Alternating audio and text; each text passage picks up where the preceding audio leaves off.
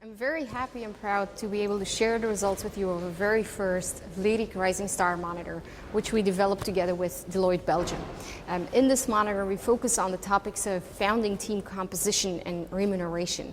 And actually, the monitor is part of a larger initiative called Entrepreneurship 2.0.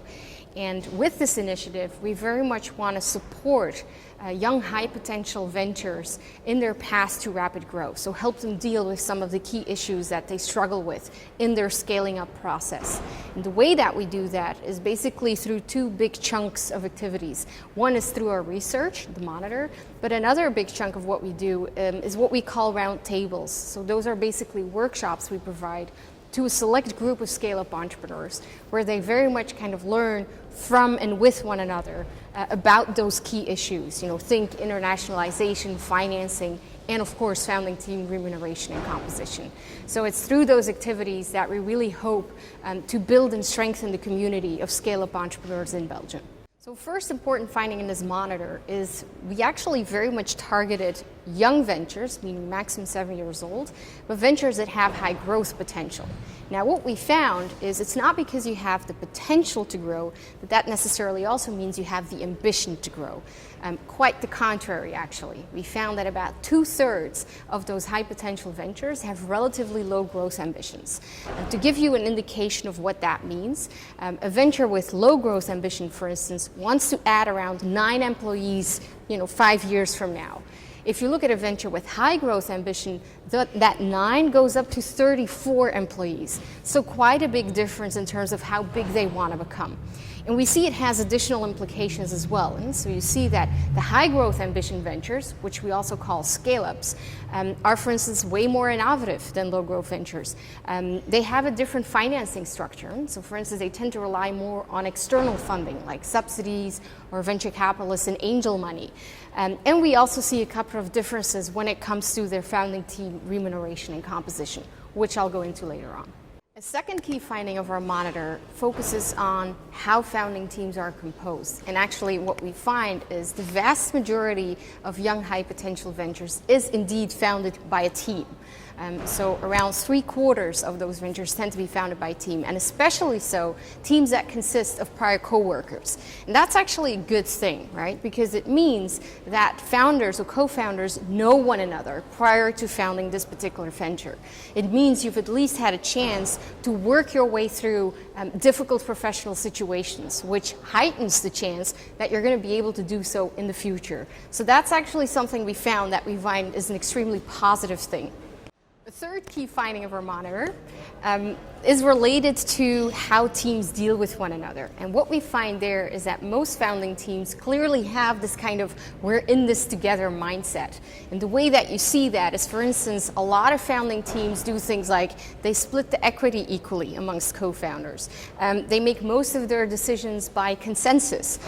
If they do start handing out seat titles, they tend to hand out titles to everyone in the team.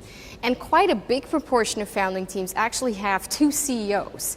Now, some of that could be a valid reason for the fact that we're seeing this quite often, could indeed be founders not really having a clear reason or a clear argument to differentiate amongst co-founders. Could be fine. However, and that's kind of the downside or the more negative look, what it could also signal is quite simply a reluctance to have difficult conversations. Having 2 CEOs might actually signal people not wanting to have the discussion of who should be the boss. So we're not saying that any of these practices are wrong by definition, but what we are saying is that you should, at the very least, as founders, have the conversation as to whether or not this is the right and best way to go. Another thing we find, which is actually a very good thing, is that half of the founding teams in Belgium include some sort of dynamic provision in their equity agreements. And most of the times this tends to take the form of what we call buyout terms, basically meaning that you agree at founding amongst co-founders what the terms will be when you want to transfer shares amongst co-founders. The reason why this is a good thing is because it signals that you've had a discussion about potential not so nice scenarios in the future. what are you going to do if one of the founders falls sick, for instance?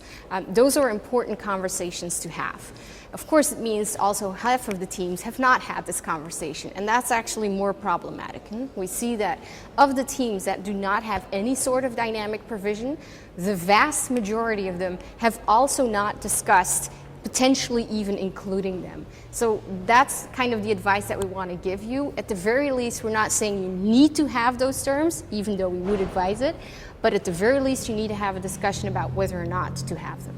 The final thing we looked into was cash remuneration amongst co-founders. And I guess in a way, unsurprisingly, what we find there is that there is a relatively big chunk of founding teams where founders don't pay themselves anything. So we see that about 40% of scale-up entrepreneurs don't pay themselves a single euro. Additionally, of those that do give themselves something, the average wage tends to be relatively low. So for the average scale-up entrepreneur at founding, this varies around 30,000 euros gross per year.